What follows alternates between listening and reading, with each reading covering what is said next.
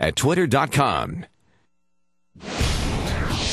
Well, it's time for our morning rush. Everything you need to know before you head out to work or school. And as you rush out the door this morning, here are the top headlines. Thousands of unemployed Americans are about to face another possible crisis. They may be losing their health care insurance. A federal subsidy to the COBRA plan runs out today. The subsidy was enacted to help people who lost their jobs in the economic meltdown, and without it, insurance costs will jump by hundreds of dollars. A soldier from Richmond has died in Afghanistan. Sergeant Brandon Islip was 23 years old. He went missing earlier this month on a supply mission. The Department of Defense says he died in a non-combat related incident. President Barack Obama has already sent his first orders in his revised Afghan war plans. At least one group of Marines will be in place by Christmas, the first of as many as 35,000 troops to be deployed over the year. Currently, there are 71,000 U.S. troops in Afghanistan.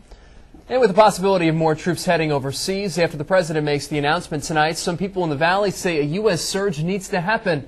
One Valley politician analyst believes the president sending more forces into Afghanistan will be short-lived. The hunt intensifies for a man wanted in a coffeehouse killing of 4 police officers in Tacoma, Washington. Hundreds of police have been using search dogs and going door to door in the Seattle area after a SWAT team came up empty-handed in a raid on a house yesterday.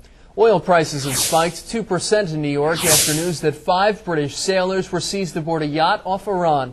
The seizure is heightening tensions between Tehran and world powers, which are pressing Iran to dump its nuclear program. Well, the state's ban on smoking takes effect today. Just Quick Lunch in Harrisonburg is one place making the transition. Smoking will only be allowed in separately ventilated rooms. Some smokers we talked to say the rising cost of cigarettes and the restaurant ban may get them to try to quit. And we're awaiting autopsy results on the body found in Campbell County Sunday. Investigators have started looking at a missing women reports in the area, and many wonder if the remains could be those of missing Virginia Tech student Morgan Harrington. But the sheriff says that the remains are too decomposed to be those of Morgan. A senior Pentagon official says she communicated with the couple who crashed last week's state dinner at the White House. But Michelle Jones says she never said or implied that Michael and Tarek Salahi could get in. The Salahis will be interviewed this morning.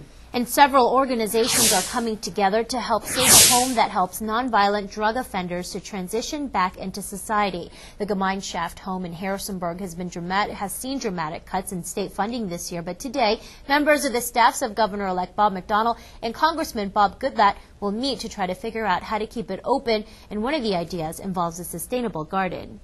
Today is World AIDS Day, and the U.S. says it's giving $120 million for AIDS treatment to South Africa. The aid comes in response to a plea from South African President Jacob Zuma. The U.S. ambassador in Pretoria will announce the funding today at a World AIDS Day ceremony. And it's a first day of